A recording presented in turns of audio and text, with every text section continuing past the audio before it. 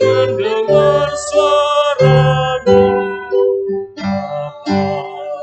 Allah demi putranya, beri puji padanya sebab hikmatnya.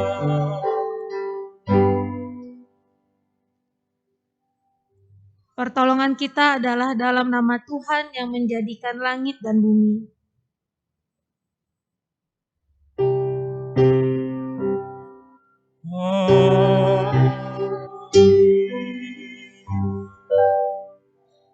Kasih karunia dan damai sejahtera dari Allah Bapa kita dan dari Tuhan Yesus Kristus beserta saudara sekalian. Dan beserta saudara juga. Silakan duduk. Anugerah kasih Allah yang menghidupkan adalah tema ibadah hari ini. Melalui ibadah ini, kita diajak mengalami kasih Kristus yang menerangi kehidupan, menyelamatkan, dan memulihkan orang berdosa.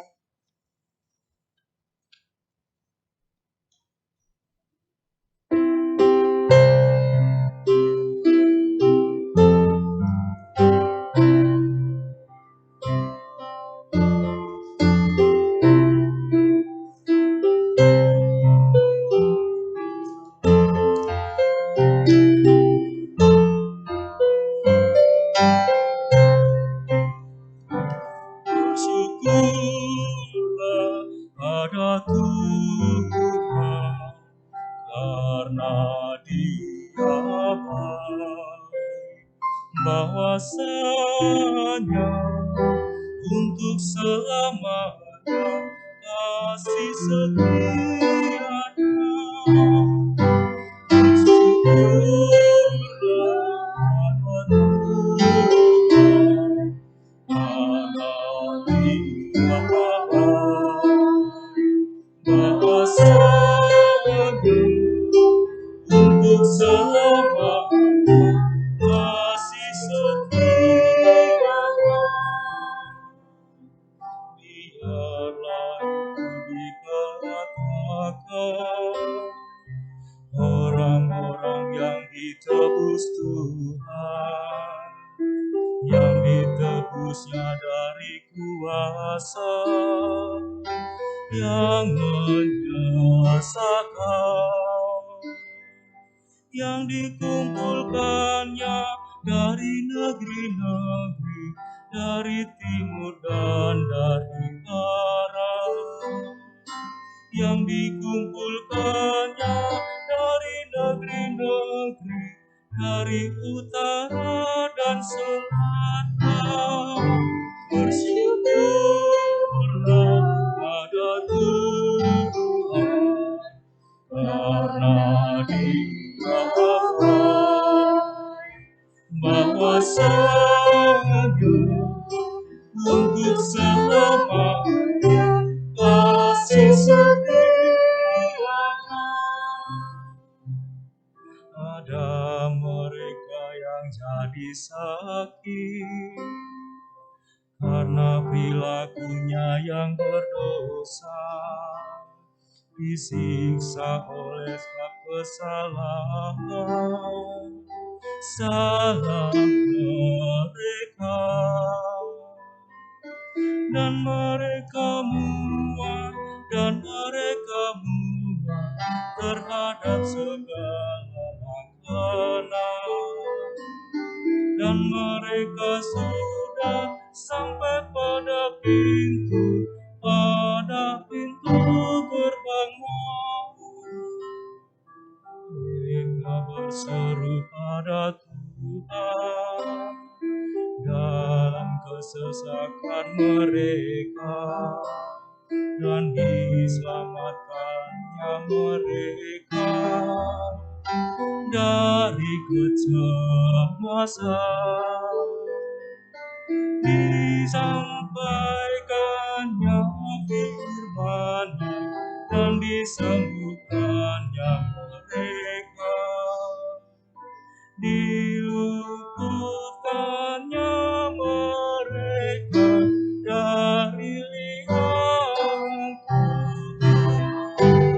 bersyukurlah pada Tuhan, karena Dia baik, bahwasanya untuk selamanya kasih setianya. Biarlah mereka bersyukur karena kasih setiamu Tuhan, karena perbuatannya yang ajaib pada manusia. Biarlah mereka persembahkan syukur, korban syukur kepada Tuhan, dan menuturkan karya-karya Tuhan dengan sorak-sorai. Bersyukurlah pada Tuhan, karena Dia baik, bahwasanya untuk selamanya kasih setianya.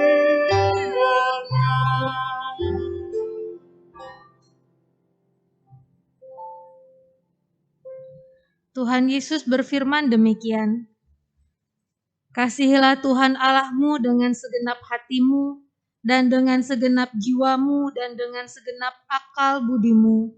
Itulah hukum yang terutama dan yang pertama. Dan hukum yang kedua yang sama dengan itu ialah, kasihilah sesamamu manusia seperti dirimu sendiri. Pada kedua hukum inilah tergantung seluruh hukum Taurat dan kitab para nabi." Umat yang dikasihi Tuhan, dengan rasa sesal dan malu, marilah kita merendahkan diri di hadapan Tuhan dengan mengaku dan menyesali dosa-dosa kita secara pribadi.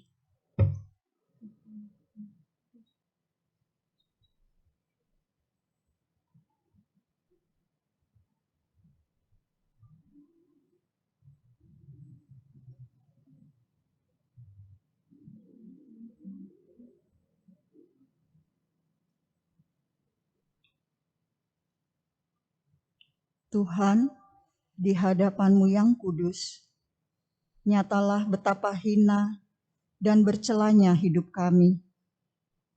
Kami bersujud dan membawa dosa-dosa kami. Kami lebih menyukai kegelapan karena perilaku kami yang jahat. Seringkali kami menyakiti sesama dengan pikiran, perkataan, dan perbuatan kami. Kami mengabaikan kesusahan sesama karena sibuk dengan diri sendiri. Kristus, kasihanilah kami, manusia yang berdosa ini. Amin.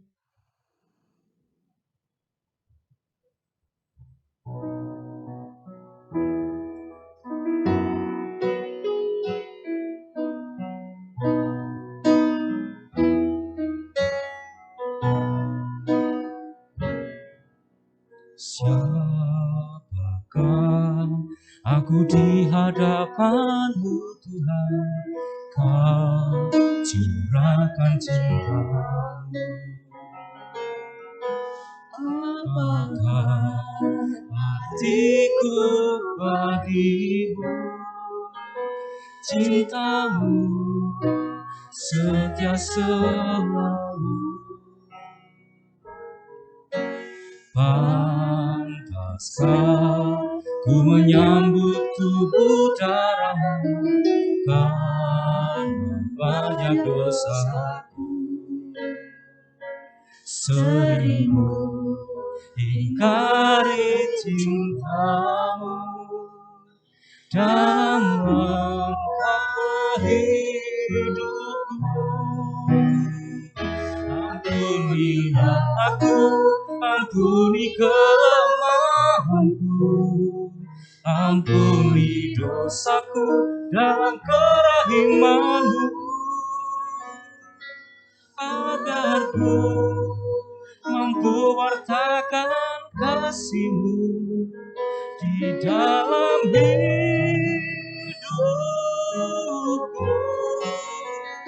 Bersihkan hatiku dengan sucinya cinta-Mu, jadikan hatiku istana cinta-Mu, tempat yang layak untuk bersemayam tubuh dan darah-Mu,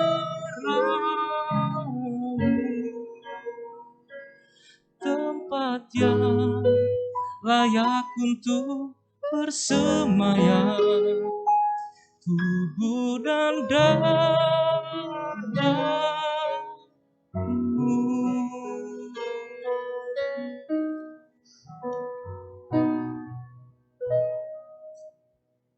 Mari kita bersama menerima anugerah pengampunan dari Tuhan. Tetapi Allah yang kaya dengan rahmat, oleh karena kasih-Nya yang besar yang dilimpahkannya kepada kita, telah menghidupkan kita bersama-sama dengan Kristus, sekalipun kita telah mati oleh kesalahan-kesalahan kita. Oleh kasih karunia, kamu diselamatkan. Demikianlah berita anugerah dari Tuhan. Sebagai hamba Tuhan, saya memberitakan bahwa setiap orang yang merendahkan diri di hadapan-Nya dengan mengaku dan menyesali seluruh dosanya, maka Tuhan yang pemurah berkenan menganugerahkan pengampunan. Syukur kepada Allah. Mari kita berdoa. Ya Allah, di masa Prapaskah ini, bantulah kami menyelami keselamatan yang diberikan oleh Tuhan Yesus Kristus melalui jalan salib. Tuntunlah kami dengan Roh-Mu, supaya kami mengerti firman-Mu dan menerima anugerah berupa jalan keselamatan. Amin.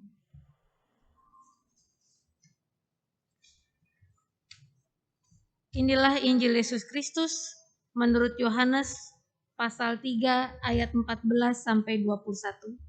Yohanes 3 ayat 14 sampai 21. Demikianlah firman Tuhan. Dan sama seperti Musa meninggikan ular di padang gurun, demikian juga Anak Manusia harus ditinggikan, supaya setiap orang yang percaya kepadanya beroleh hidup yang kekal. Karena begitu besar kasih Allah akan dunia ini, sehingga Ia telah mengaruniakan Anaknya yang tunggal, supaya setiap orang yang percaya kepadanya tidak binasa, melainkan beroleh hidup yang kekal. Sebab Allah mengutus Anaknya ke dalam dunia bukan untuk menghakimi dunia, melainkan untuk menyelamatkannya oleh Dia. Barang siapa percaya kepadanya, ia tidak akan dihukum. Barang siapa tidak percaya, ia telah berada di bawah hukuman, sebab ia tidak percaya di dalam nama Anak Tunggal Allah. Dan inilah hukuman itu. Terang telah datang ke dalam dunia, tetapi manusia lebih menyukai kegelapan daripada terang, sebab perbuatan-perbuatan mereka jahat. Sebab barang siapa berbuat jahat, membenci terang, dan tidak datang kepada terang itu, supaya perbuatan-perbuatannya yang jahat itu tidak nampak. Tetapi barang siapa melakukan yang benar, ia datang kepada terang, supaya menjadi nyata bahwa perbuatan-perbuatannya dilakukan di dalam Allah. Demikianlah firman Tuhan, berbahagialah setiap orang yang mendengarkan firman-Nya dan memeliharanya dengan setia. Haleluya. Hosiana. Hosiana, Hosiana, Hosiana.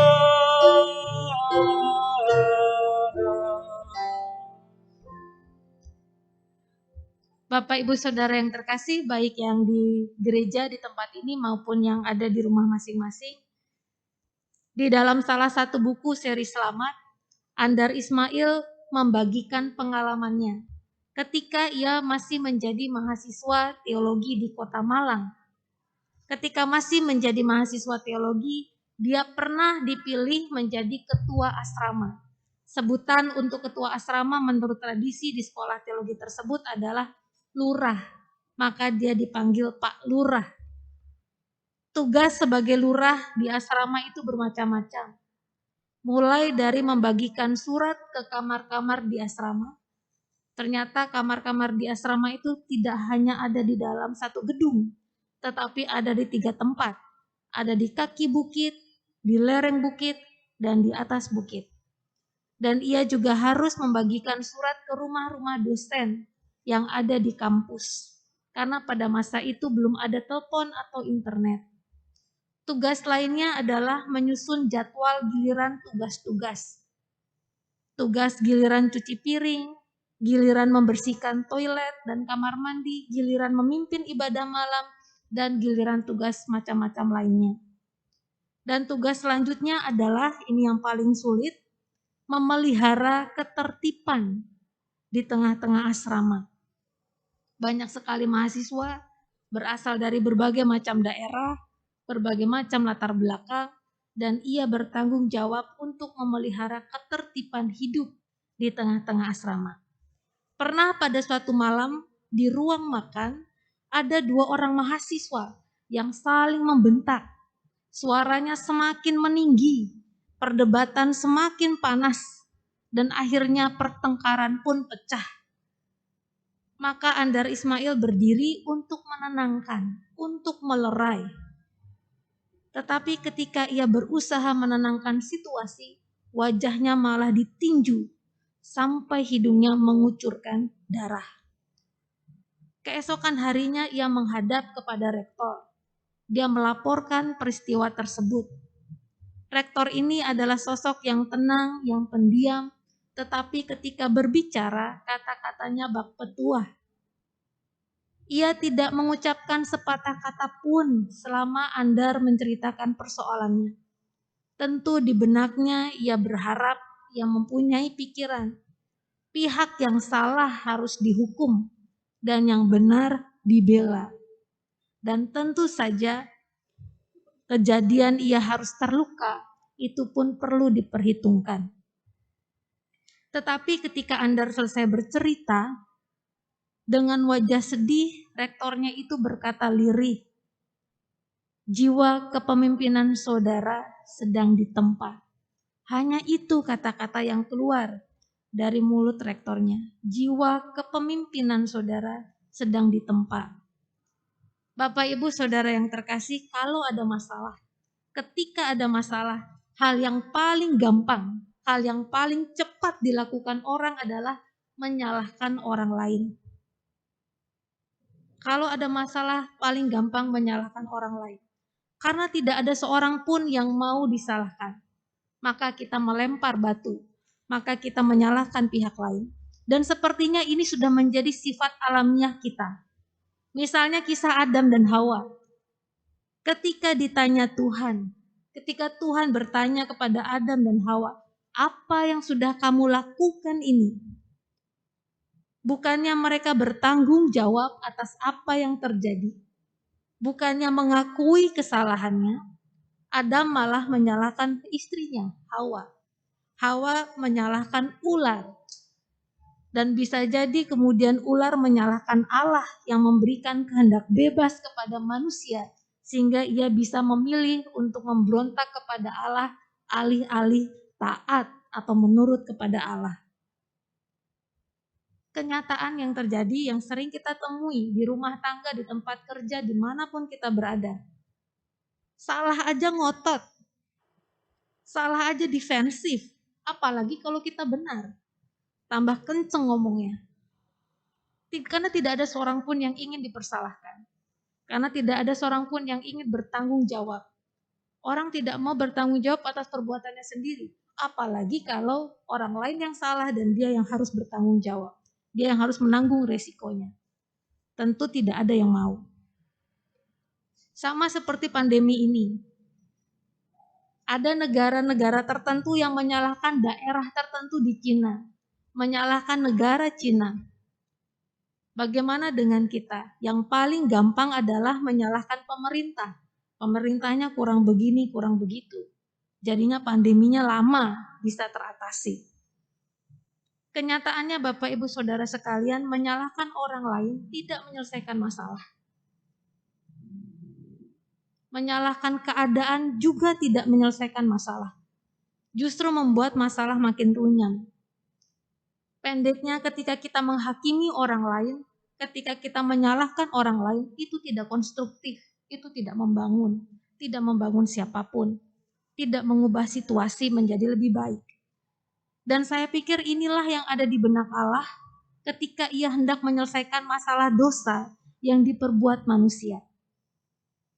Sebagai pemimpin, sebagai penguasa jagat raya, sebagai pihak yang benar, Allah tidak mencari kambing hitam. Allah tidak menyalahkan manusia atas apa yang jelas-jelas merupakan perbuatan kita. Allah tidak mencari pembenaran.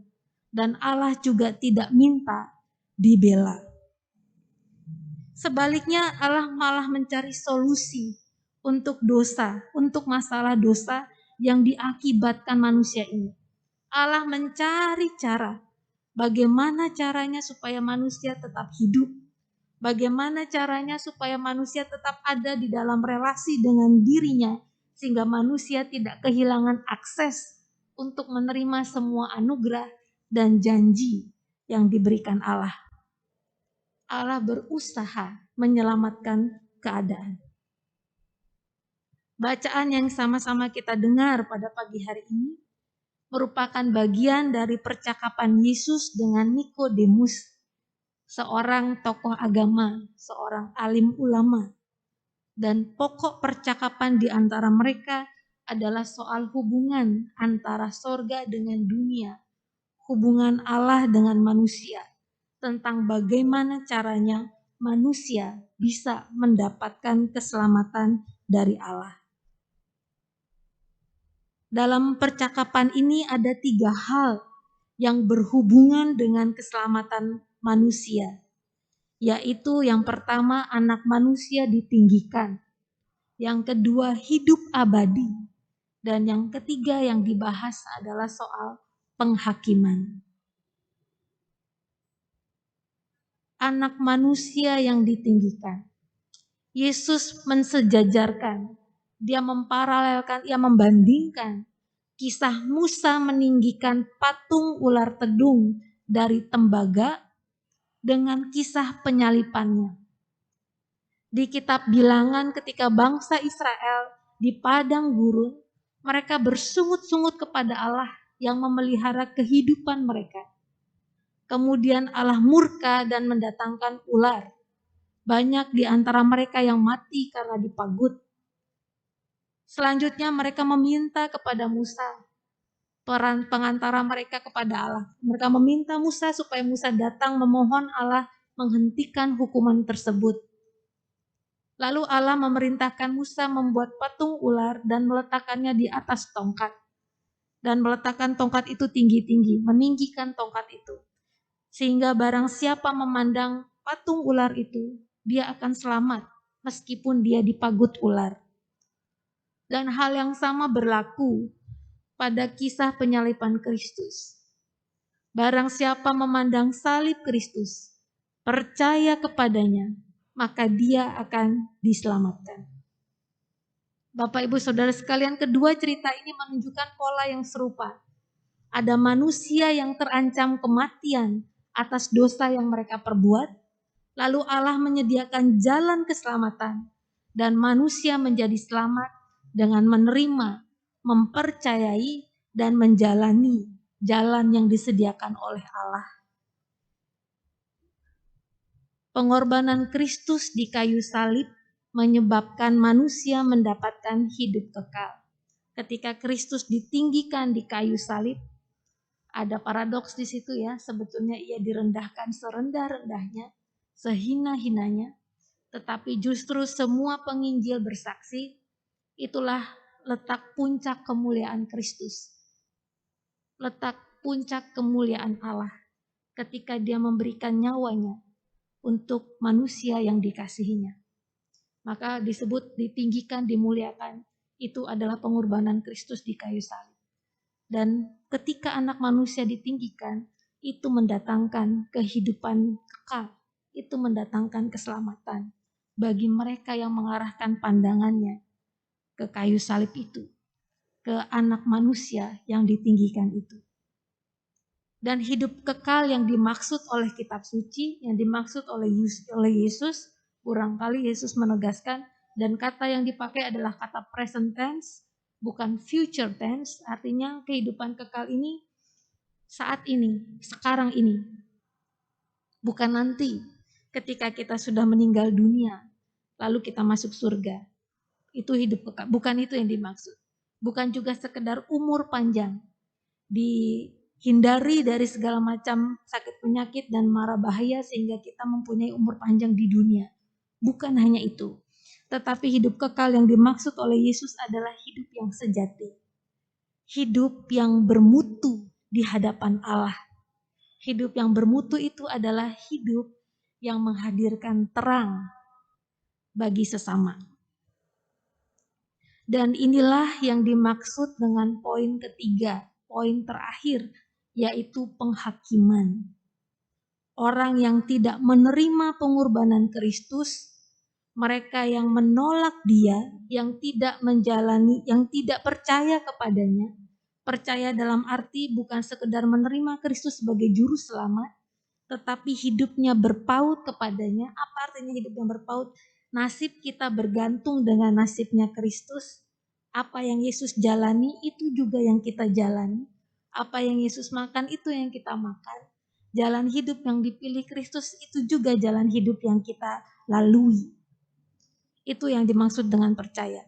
Barang siapa menolak itu semua, maka orang itu sudah berada di bawah penghakiman atau penghukuman, kata-kata yang dipakai di Injil Yohanes. Yang dimaksud di sini adalah seperti berkali-kali, berulang kali Injil Yohanes memaparkan identitas Yesus. Yesus adalah jalan, Yesus adalah hidup, Yesus adalah terang dunia. Maka menolak Yesus, menolak jalan yang Dia berikan, menolak perkataannya, menolak pengorbanannya, itu berarti kita menolak hidup di dalam terang.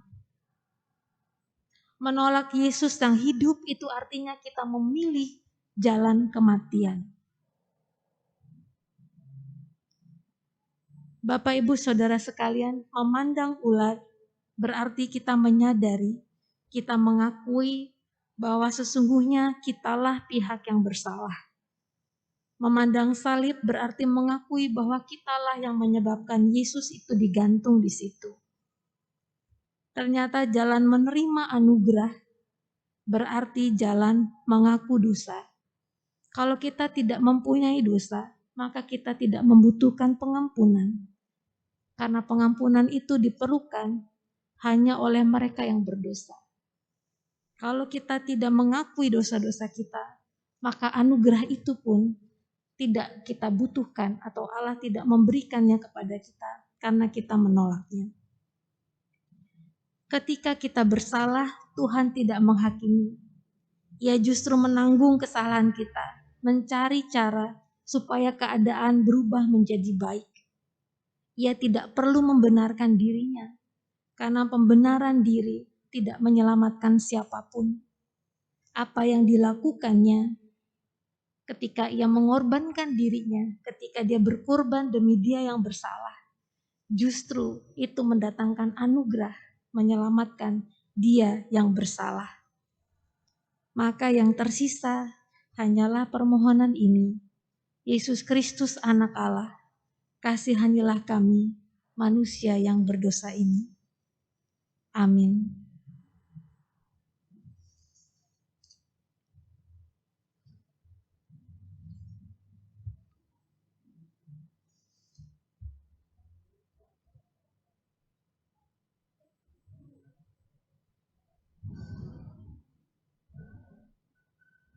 Kita akan menyaksikan kesaksian pujian. Dipersilakan.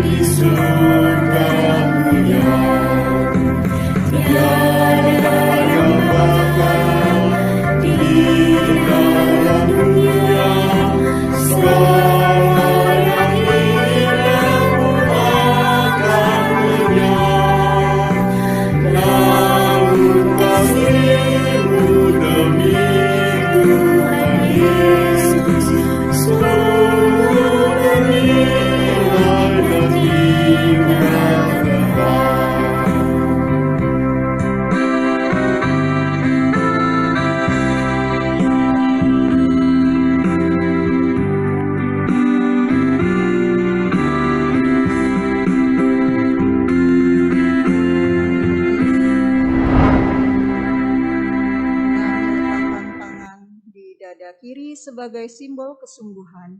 Bersama umat Tuhan di segala masa dan tempat, mari kita nyatakan pengakuan iman menurut pengakuan iman rasuli.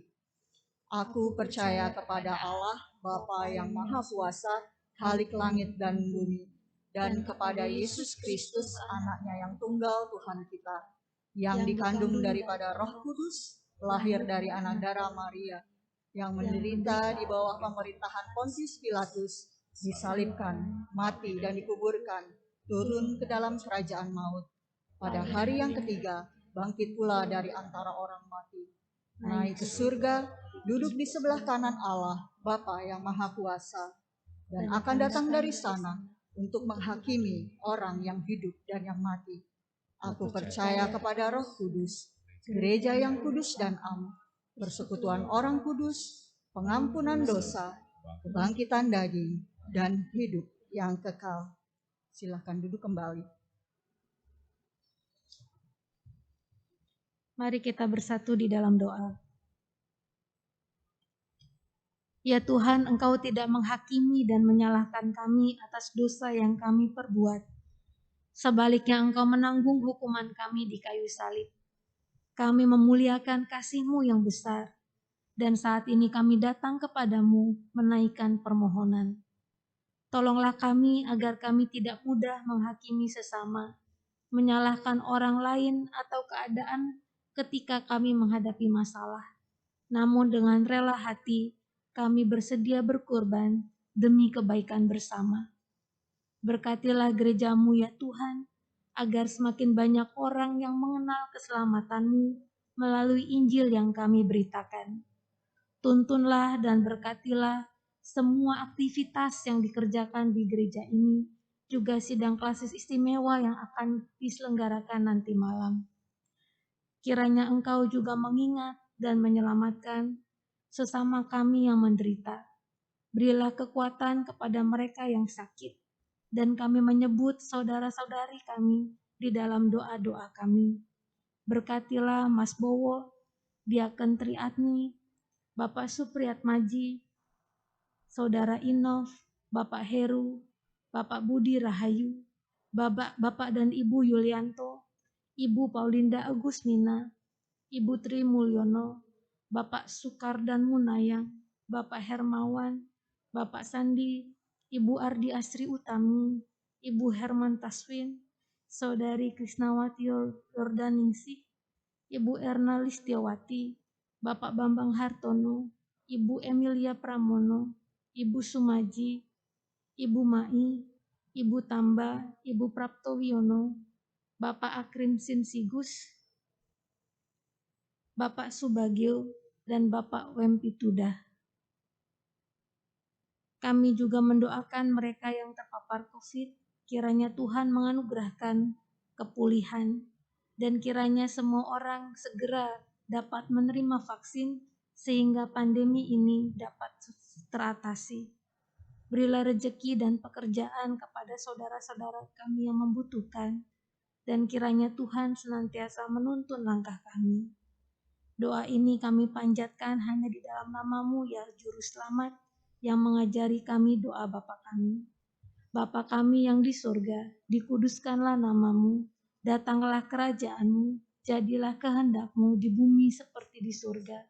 Berikanlah kami pada hari ini makanan kami yang secukupnya, dan ampunilah kami akan kesalahan kami, seperti kami juga mengampuni orang yang bersalah kepada kami. Dan janganlah membawa kami ke dalam pencobaan, tetapi lepaskanlah kami daripada yang jahat. Karena Engkaulah yang mempunyai kerajaan, dan kuasa, dan kemuliaan, sampai selama-lamanya. Amin. Baiklah, Bapak, Ibu, dan saudara-saudara sekalian, marilah di kesempatan ibadah yang indah ini memberikan yang terbaik dengan mari kita mengucap syukur kepada Tuhan seraya mengingat semua kebaikan-Nya. Tuhan itu baik kepada semua orang dan penuh rahmat terhadap segala yang dijadikannya. Mazmur 145 ayat 9.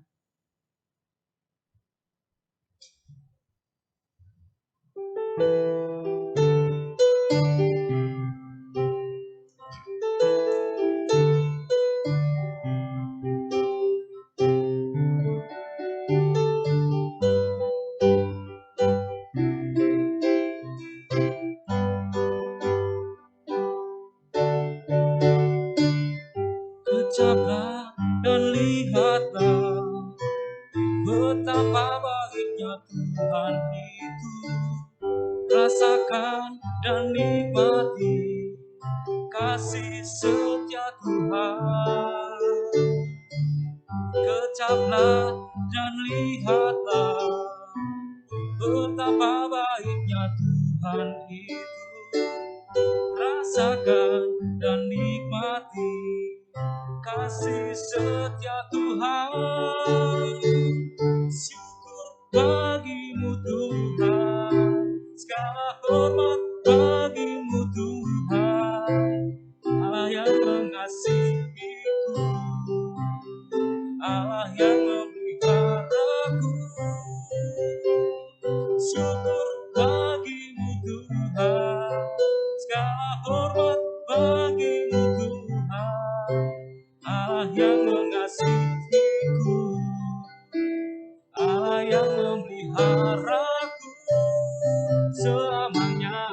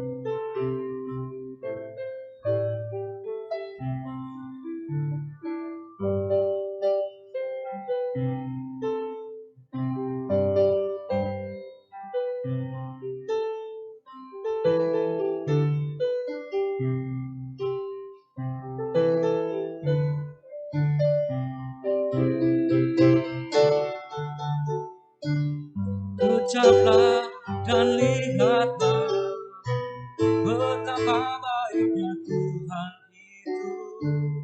Rasakan dan nikmati kasih setia Tuhan. Kecaplah dan lihatlah betapa baiknya Tuhan itu. Rasakan dan nikmati kasih setia Tuhan.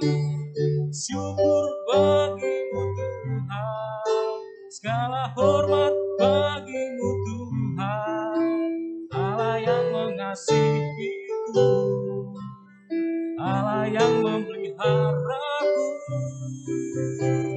Syukur bagimu Tuhan, segala hormat bagimu Tuhan, Allah yang mengasihiku, Allah yang memeliharaku selamanya.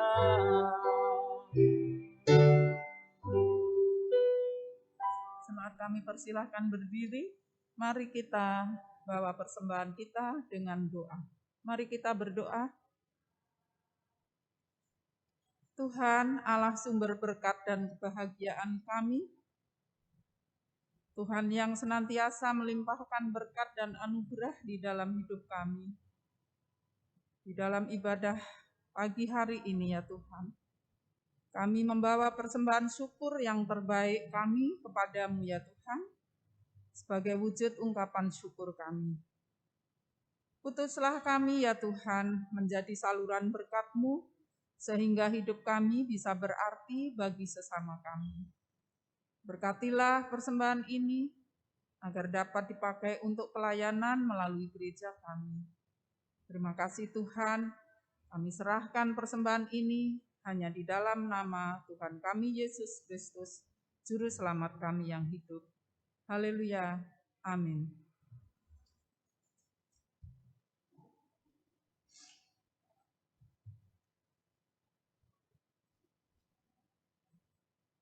Berikut ini akan dibacakan pokok-pokok warta jemaat. Sidang Istimewa GKJ Klasis Jakarta Bagian Timur. Berkait dengan permohonan pensiun yang diajukan Bapak Pendeta Andreas Untung Wiono Demin 2 kali tanggal 28 Maret 2020 dan 10 Februari 2021, Majelis GKJ Tanjung Priuk telah menyampaikan permohonan penyelenggaraan sidang istimewa GKJ Klasis Jakarta Bagian Timur dalam rangka percakapan khusus mengenai permohonan pensiun tersebut. Sidang istimewa GKJ Klasis Jakarta Bagian Timur diselenggarakan pada hari Minggu 14 Maret 2021 pukul 19 waktu Indonesia bagian Barat melalui Zoom meeting dan dihadiri oleh utusan dan ministerium gereja-gereja di GKJ Klasis Jakarta Bagian Timur, pengunjung gerejawi dari Klasis Jakarta Bagian Barat sebagai klasis tetangga, dan pengunjung gerejawi Sinode GKJ. Mohon dukungan doa segenap warga jemaat. Sidang majelis terbuka. Majelis GKJ Tanjung Priuk menyelenggarakan sidang majelis terbuka hari Minggu 28 Maret 2021 pukul 10 sampai 12 waktu Indonesia Barat dengan agenda RKAG 2020 dan PKAG 2021 serta hal penting lainnya. Sidang akan dilaksanakan secara onsite khusus untuk anggota majelis dan perwakilan kelompok atau pokja yang akan ditunjuk. Untuk warga gereja disiapkan sarana Zoom meeting. Buku RKAG 2020 PKAG 2021 akan dibagikan kepada warga jemaat dalam bentuk tercetak dan dalam bentuk soft copy 1 minggu sebelum sidang diadakan. Atas perhatian dan partisipasi warga jemaat diucapkan terima kasih. Pada hari ini, Minggu 14 Maret 2021 pukul 10 dilaksanakan pertemuan calon peserta katekisasi CD bersama orang tua dengan Majelis GKJ Tanjung Priuk. Seluruh peserta dan orang tua dapat mengikuti pertemuan secara onsite dengan protokol kesehatan maupun online sesuai link yang sudah diberikan. Tentang kegiatan peribadatan GKJ Tanjung Priuk, disampaikan kepada seluruh warga jemaat agar menjadi periksa dan maklum adanya. Yang pertama, ibadah minggu di gereja induk tetap dilaksanakan secara live streaming pukul 8 pagi. Dihimbau jemaat untuk beribadah di rumah masing-masing dan mengikuti melalui siaran YouTube. Kemudian akan dilakukan uji coba pelaksanaan ibadah yang dihadiri warga jemaat di gereja induk akan dilaksanakan bulan April 2021 dengan sistem undangan dan pembagian kelompok tetap disertai protokol kesehatan. Pembagian kelompok akan diumumkan kemudian. Diberitahukan juga bahwa mulai bulan Maret 2021 pada minggu keempat dan selanjutnya akan diselenggarakan ibadah nuansa muda secara live streaming dilaksanakan pukul 17. Catatan bagi kita semua, apabila terjadi situasi di mana petugas atau warga gereja yang mengikuti ibadah terkonfirmasi COVID-19, maka akan dilakukan pelacakan oleh Satgas COVID-19 GKJTP dan kemungkinan penutupan sementara kegiatan. Majelis dan segenap warga jemaat GKJ Tanjung Priuk mengucapkan selamat berbahagia. Semoga panjang umur, Tuhan memberkati kepada Bapak Ibu Saudara yang berulang tahun di minggu ini. Secara khusus kami mengucapkan selamat ulang tahun untuk Bapak Sukayat Hadi yang berulang tahun pada hari ini 14 Maret 2021. Demikian pokok-pokok warta jemaat yang dapat kami sampaikan. Warta keuangan dapat Bapak Ibu Saudara baca melalui warta jemaat yang telah disampaikan melalui WhatsApp Group. Terima kasih, Tuhan memberkati kita sekalian. Silakan berdiri.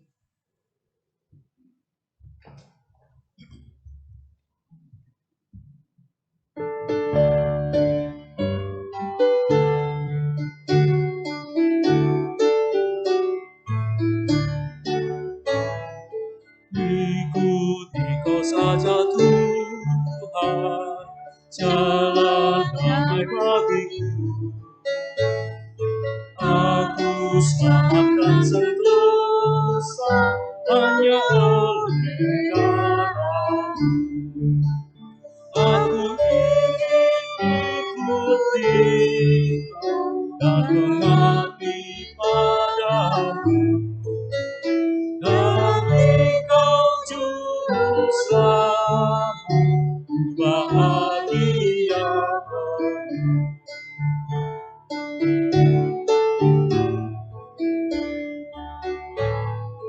Ikuti Kau di sengsara, karena janji-Mu teguh. Atas kuasa kegelapan, ku menang bersama.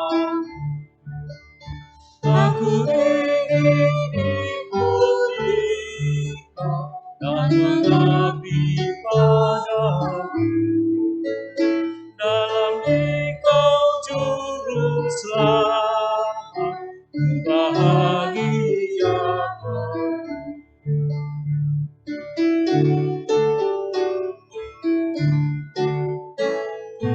Ikut dalam kesucian, lahir batin yang bersih.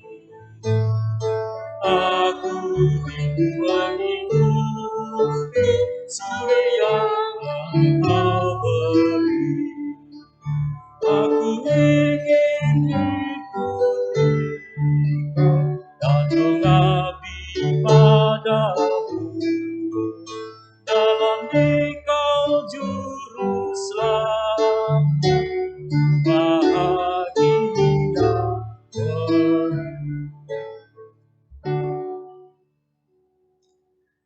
Anugerah kasih Allah yang agung telah tercurah dan membawa kehidupan baru yang utuh dan kehidupan kekal bagi kita. Mari kita teruskan kemurahan Allah tersebut kepada sesama kita melalui tutur kata, sikap, dan perbuatan. Mari kita mengarahkan hati kepada Tuhan dan memandang dunia. Kami mengarahkan hati kepada Tuhan dan memandang dunia. Jadilah saksi Kristus. Syukur kepada Allah, Terpujilah Tuhan. kini dan selamanya. Terimalah berkat-Nya. Tuhan memberkati engkau dan melindungi engkau. Tuhan menyinari engkau dengan wajah-Nya dan memberi engkau kasih karunia. Tuhan menghadapkan wajah-Nya kepadamu dan memberi engkau damai sejahtera. Amin.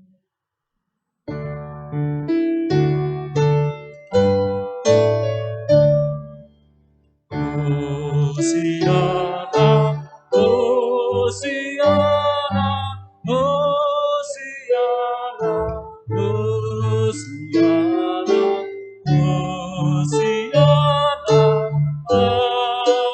amin,